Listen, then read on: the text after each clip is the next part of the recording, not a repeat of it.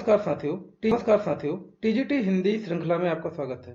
मैं वीरेंद्र साखियों के साथ में आपका स्वागत करता हूँ। साखी जो कि कबीर द्वारा रचित, मैं पहले साखी पढ़ूंगा, उसका फिर अर्थ समझाऊंगा, समझते चलिएगा। और काव्य का मजा फिर वैसे ही, अगर काव्य पढ़ा जाए तो बात अलग होती है। मान सरोवर सुभर हंसा केल कराह, मुक्ता फल मुक्ता चुके अब उड़ अनंत न जाए। कह रहे कि मान सरोवर सुभर जल, जो मान सरोवर है उसमें बहुत अच्छा जल भरा है। और हंसा मतलब क्या है? हंसा मतलब जो हंस हैं, केल कराए और उसमें जो है खेला करते हैं। मुक्ता फल मुक्ता चुके, मुक्ता फल मतलब होता है मोती, और मोती क्या चलता है? मुक्ता मतलब कि हंस चुनती है, और अब उड़ अनंत न जाए, और उड़ के बाद वो कहीं नहीं जाती है। कबीरदास जी कहते हैं, जिस प्रकार प्रेम रूपी भगवान के प्रेम रूपी मान सरोवर में जल भरा है और उसमें मन रूपी हंस जो है खेला करता है, और उसी तरीके से अगर वो मन रूपी हंस मुक्ता फल मतलब भगवान के रूप में राम नाम का जप करे, तो वो फिर उड़कर और कहीं जाने की जरूरत नहीं है। और मैं आपको बताता चलूं, इन कवियों में, इन साखियों में और इन पदों में कई बार राम आएगा, राम नाम का शब्द आएगा। तो आपको मैं बताता चलूं, ये मेरे शब्द नहीं हैं, स्वयं कबीरदास जी के शब्द हैं। मैं रिपीट कर रहा हूं कि यहाँ पर राम नाम का शब्द आप अयोध्या में जन्मे श्री राम से मत करिएगा, क्योंकि यहाँ पे जो राम शब्द है वो निर्गुण ब्रह्मा, निर्गुण जो आपके प्रभु हैं, उनको सिर्फ बखान करने के लिए राम शब्द का नाम लिया गया है। आप कतई ये मत मानकर चलिएगा कि ये अयोध्या में जन्मे श्री राम हैं, वो पुरुषोत्तम श्री राम हैं। मैं उनको इस काव्य खंड में नहीं लाना चाहता, और मैंने ये बताया मेरे शब्द नहीं है, क्योंकि आजकल ऐसा हो रहा है, धार्मिक मामलों में भी कुछ भी बोलने पर लोगों को जो है बहुत ही पीड़ा होती है।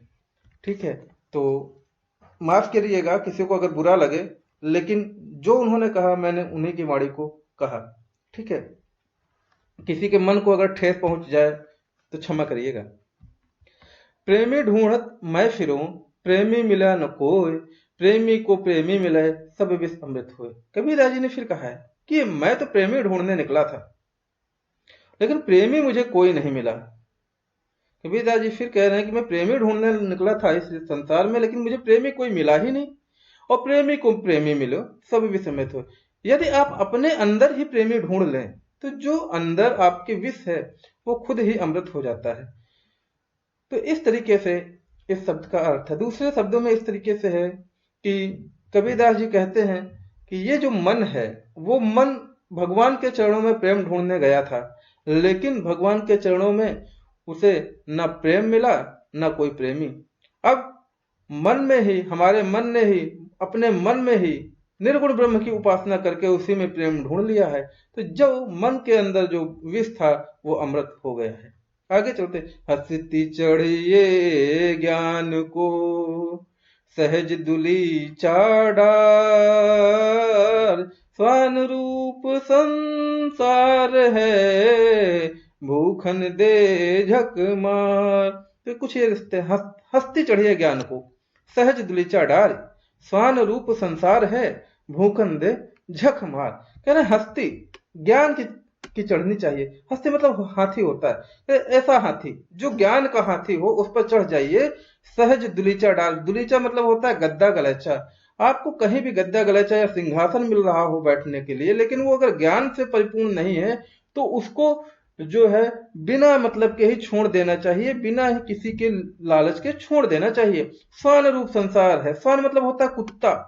एक कुत्ते की तरीके से संसार है जो आपको अच्छी विद्या, अच्छा ज्ञान अर्जन करने से रोकेगा और आपको हर तरीके से डराएगा, धमकाएगा। तो इस कह रहे हैं कि जिस तरीके से हाथी चला जाता है और कुत्ता भूखता रहता है, उसी तरीके से संसार को भूखने दीजिए। कहने का मतलब है कि यदि आप किसी साधु संत की संगति में हैं और उनसे कुछ अच्छा मिल रहा है, तो आप जमीन पर बैठकर ही उनसे ज्ञान अर्जन कर लीजिए। और आप भले ही कितने बड़े सभ्य समाज के स्वामी हों, आप बहुत बड़े पद प्रतिष्ठा पर हों, लेकिन अगर कहीं पर ज्ञान मिल रहा हो तो जमीन पर बैठकर अगर स्वीकार करना पड़े तो स्वीकार कर लेना चाहिए।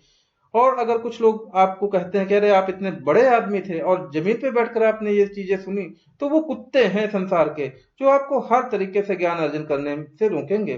तो इस तरीके से ये साखी है और इस तरीके से इसका अर्थ है। बहुत ही जीवन को सरल बनाने वाली साखियां। आगे, पखा पखी के कारण सब जग रहा भुलान, निरपख हुई के हरि भजे सोई संत सुजान।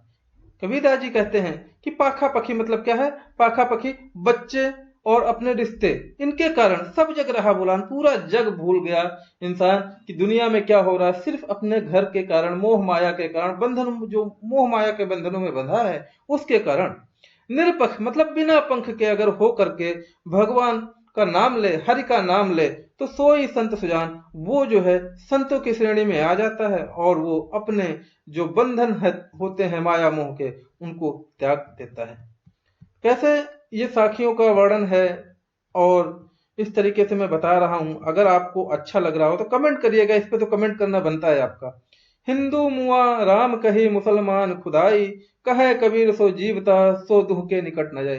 कबीरदास जी कहते हैं कि हिंदू, आजकल जो हिंदू समाज चल रहा है, हिंदू हिंदू हिंदू, हर तरफ श्री राम जय श्री राम जय श्री राम, हिंदू जय श्री राम चल रहा है। माफ कीजिएगा, किसी की भावनाओं को अगर ठेस पहुंचे तो मैं तहे दिल से माफी मांगता हूं अभी से, क्योंकि लोग वीडियो देखेंगे। लेकिन मैं कबीर पंथ को इस समय पढ़ रहा हूँ, कबीर जी की भावनाओं को पढ़ रहा हूँ। कबीरदास जी ने जो समाज सुधारक के रूप में काम किया है, उनकी साखियों को पढ़ रहा हूँ।